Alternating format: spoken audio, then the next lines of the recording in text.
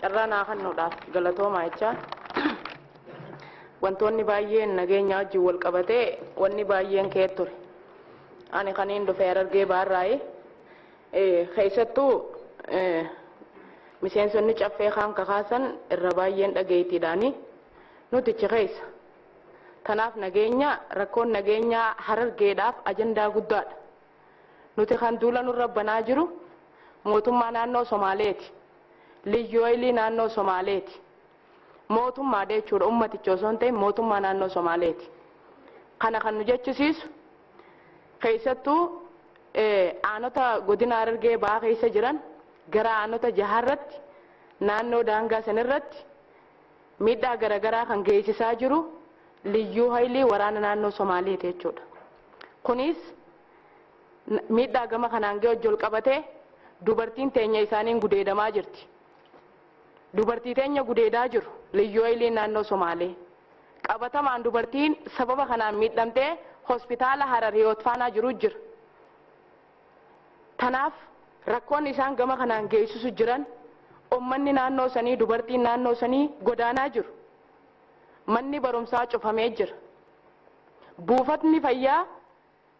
Buufata fayyaa keenya dawaachi keessa jiru keessaa gabbaasanii naannoon Somaalee ifiif dawaatti galfatanii nama kutaa 2-3 barate keessa galchanii buufata fayyaa keenya keessatti ummanni keenya tajaajila argachaa jiru. Qabatamaanis yoo kakaasnu taate aanaa gursum buufata fayyaa santalaa kan jedhamu yeroo ammaan tanaa dawaan keenya keessaa gabbeeti dawaa isaaniitti naqanii nama kutaa 2-3 barateen tajaajila ifii argachaa jiru jechuudha ummata keenya achirraa buqqaasanii. Kana yeroon kun godhamu federaallichi jira. Naannoo daangaa kanarratti yeroo miidhaan garaagaraa kun ga'u federaalli ilaalu jira agaru jira.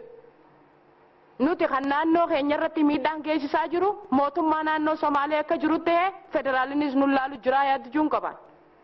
Maaliif yoo jennu taate yeroo mootummaan Somaalee qaamni waraana isaanii daangaa bal'ifachuuf jecha alaabaa deemanii dhaabu jiran federaalli dhaabbatee ilaalu jira. Akka itti ilaalu jirus yeroo ummanni keenyatti gaddeeme keenyaan dhaabbaddu jaamaa jira. Achi dhaabbataa garuu isaan kana keessa daangaa bal'ifachuu jiranii alaabaan dhaabbachuu jira. Amma aanota jahaan Harargee ba'aa keessatti aanaa mayyuu mulluqqee araddaa 8 seenamutti hin jiru naannoo keenyaan tajaajila argachuutti hin jiran.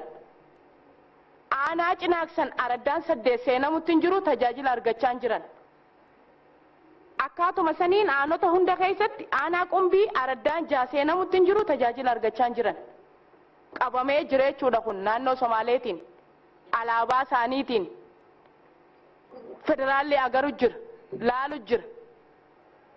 Maali nuti federaalizimiin nutiif shamshiyaa federaalaa jalatti akkamiin miidhamna nuti?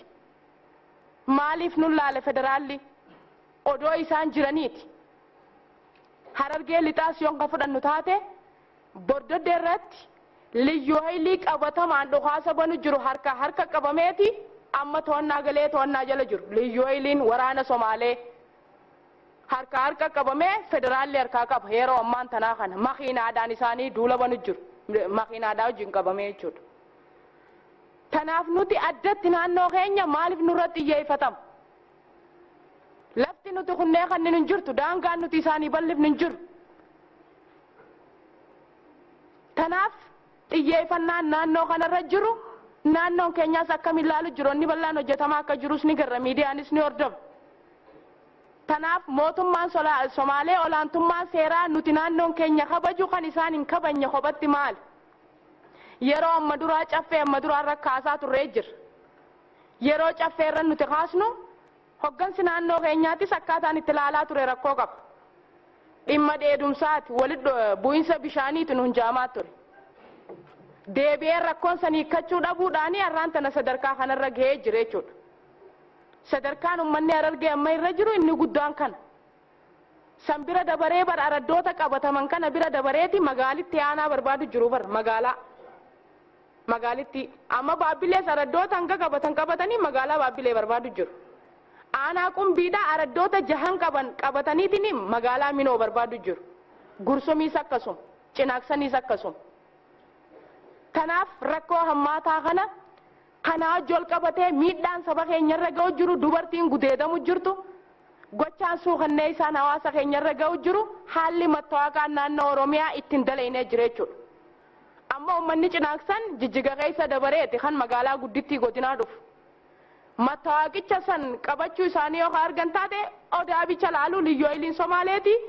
Kana mattaawaqaan kun akkan hojjetamne godhanii miidhaa garaagaraa dubartii babbareedduu laalanii nama torba nama maaliin gochaa suuqannee isaa irratti hojjechuu jiran. Akkamii usuu dandeenya osoo rakkoon kun jiru. Ani rakkoo akkanaa kana godinaatu hin gabaasne moo maaliif hin hiikkannee lubbuu namaati dhimmicha waan ta'eef jecha. Tanaaf gochi suuqannee isaan araddoonni 32 ta'an ka Harargee ba'aa keessatti tajaajila argachuudhaaf rakkoon garaagaraa irra ga'u jiru kun an akkamitti ilaalamaa federaalli osoo arkuu maaliif waliin nu laalaa maaliif waliin nu dhiisaa iddoon akkanatti isaan irratti rakkoo gaggeessaa jiran kun nu jidduu jira federaalli maaliif waliin nu dhiisa maaliif waliin nu laala maaf hiikkachuu dhabu olaantummaan seeraa nuti kabajnu maalii kan isaan kabajuu dhaban maal tanaaf walqixxummaan nuufi Somaalee jidduu jiru waan rakkoo qabu na fakkaata akka kiyyatti dura deemamu jira guyyaa guyyaan alaabaan isaanii dhaabbatamu jira. Tanaaf naannoo kanarratti an akkamitti ilaalamaa federaallinis akkamiin nu ilaalaa jira onni juusan rakkoo hammaataadha kun ilaalamu qaba jechuudha. Dhimma daangaa kanarratti mana keessaatii kan yaadi dhihaateeru jira. Dhimmi kun ajandaa guddaa akka ta'e hundi keenya iyyuu nu hubanna. Haa ta'uuti immoo garuu dhimmi daangaa kun dhimma nu waliin oolee buleerudha. Rakkoo har'a dhalate akka haaraatti rakkoo har'a uumame osoo hin ta'in waggoottan 20 darbaniif nu waliin oolee buleeru nu waliin jiraachaa tureerudha dhimmi daangaa.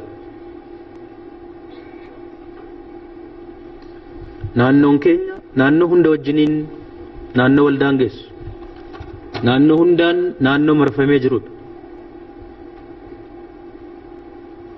Yeroo hunda ajandaa ta'uunsaa waa hin daangaa dhimma hafu miti. Naannoo hunda wajjiniin wal daangessuun yoo irratti hojjenne nuuf carraa guddaadha. Yaaddoo osoo hin ta'in carraa guddaadha. Hamma suni dhufutti hamma sana bira geenyutti garuu immoo xaarii baay'ee dhamaatii baay'ee argaa jirra. Gama daangaa kanaa mootummaan naannoo Oromiyaa hojii bal'aa waggoottan darban kana keessatti hojii bal'aa hojjechaa dhufee jira. Rakkinoota baay'ee hiikaa dhufeera. Haa ta'uuti garuu uumama isaarraa kaasee dhimmi daangaa kun ammas akka salphaatti dhimma nurraa citu miti. Wanti hubatamuu qabu. Maaliif? Carraa ta'ee naannoo hunda wajjinii wal daangessine. Garaagarummaa haa qabaatu iyyuu malee bakka hundatti naannoo hunda waliin ajandaa qabna. Ajandichi garaagarummaa bal'inni isaa fi gadi fageenyummaa rakkinichaa garaagarummaa iddoodha iddootti haa qabaatu malee hunda wajjin ajandaa qabna.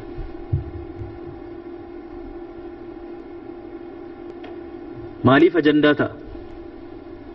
Dhimmi lafaa dhimma jiruuf jireenya ummataati. Dhimmi lafaa madda isa guddaa dinagdeeti eenyuuf iyyuu. Kun immoo hanguma baay'inni hawaasaa dabalaa deemu fedhiin lafarratti jiru hanguma sana dabalaa deemu.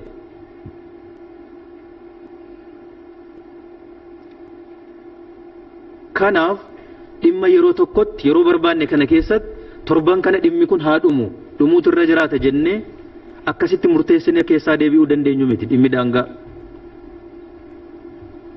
Hamma danda'amaa ta'etti karaa nagaa ta'een mariidhaan karaa bishina qabuun dhimma har'aa duwwaa osoo hin ta'in dhimma karaa boruuf nu fayyaduu danda'uun hunda waliin irratti mari'annee hiikaa deemuun immoo barbaachisaadha. Baay'ee barbaachisaadha. Kana keessatti miidhaan nurra ga'uu dhamaatiin hin jiru jechaadhaaf miti. Garuu faayidaan nuuf fulla'aa ta'eef kan nu baasu kami jennee sanarratti xiyyeeffannaa addaatiin dhimmi daangaa kaaniif ajandaa ta'uu dhiisuun mala.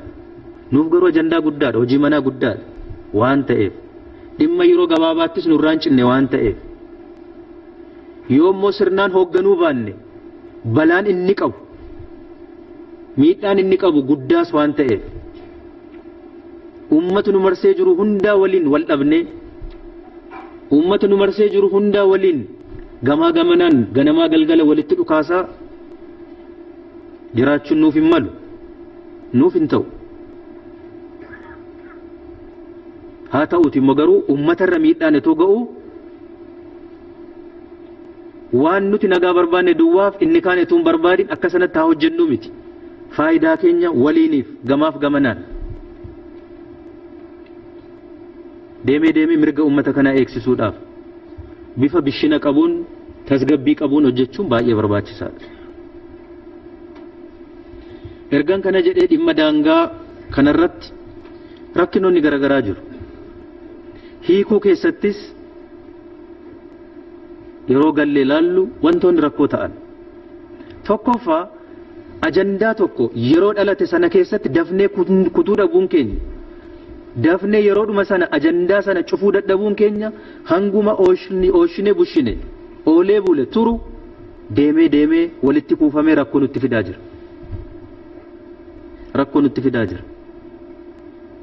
rakkoon tokko kana. fakkeenyaaf naannoo Somaalee waliin rakkoon nu mudate maali? nuti tasgabbeessina jennee miti hojii kana kan jalqabne nutu inisheet godhe isa dhumaaf haa hiiknu waa'ee daangaa kana ofirraa haa kun ummanni daangaarra jiru yaaddaa jiraachuun qabu ummata daangaarra jiru ton ta'in mootummaan naannoo keenyaas yaaddaa waan ta'eef iddoo tokkotti rasaasni tokko guudhu ka'u qalbiin keenya achi jira daangaa sanarra waan ta'eef qalbiin keenya hanga daangaarra oolee bule hojiin keenya nu harka jiru baay'eetu nu harkaa badas waan ta'eef haa kunnu jenneetitti galle nutu jalqabe.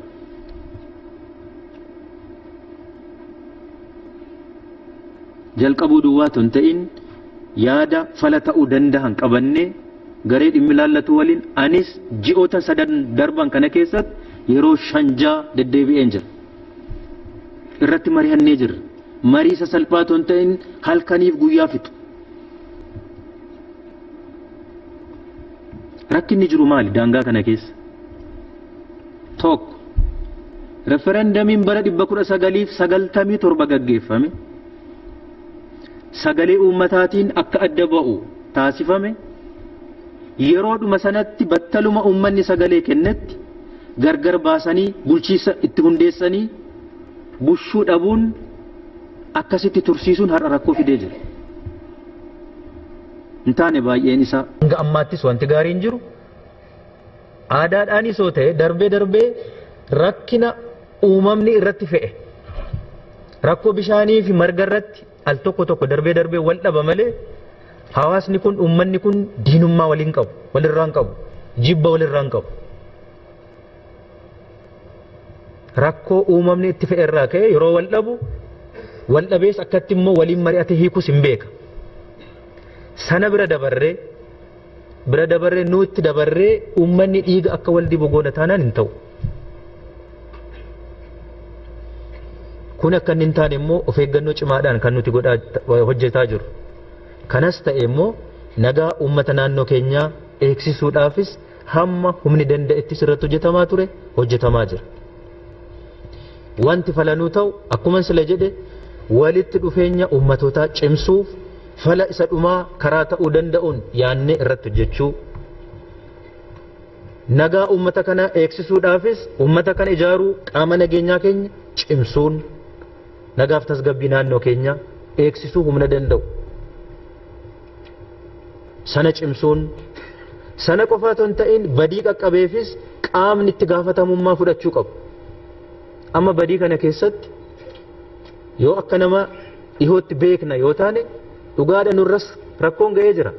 karaa yaadamee hin beekne karaa ta'ee hin beekneen gama sanaanis rakkoo guddaatu qaqqabee jira. rakkoo guddaa qaqqabee jira. gama sanaanis nuun eenyu keenya iyyuu hin fayyadu. eenyurraa yoo ta'e iddoo kamiyyuu haa ta'e namni tokko du'u miti dhiigni nama tokko dhangala'uu hin qabu nun fayyadu waan ta'eef. haa ta'uuti garuu kana keessatti gochaan seera alummaa karaa kamiiniyyuu haa ta'u gama kamiin raawwataman seeratti dhiyaatanii akka gaafatamuu qaban seeraanis gaafataa jirra dhiheessinee jirra. Waliigallee hojjennamuu jennu miidhamaa miti. Itoo uummanni miidhamuu ilaalaa miti waan ta'eef. Sana keessatti hojii seeraan alaa kan raawwatu seeraan akka inni gaafata. Taasisaa deemuunis barbaachisaaf dirqama waan ta'eef dhimmoota kana hundaa akka hojii tokkotti qabannee dhimma seeraan laalamuu qabu, dhimma waliigalteedhaan laalamuu qabu, dhimma nageenya wajjinii wal qabatanii jiranis akkamitti falasa dhumaa fiduu dandeenya.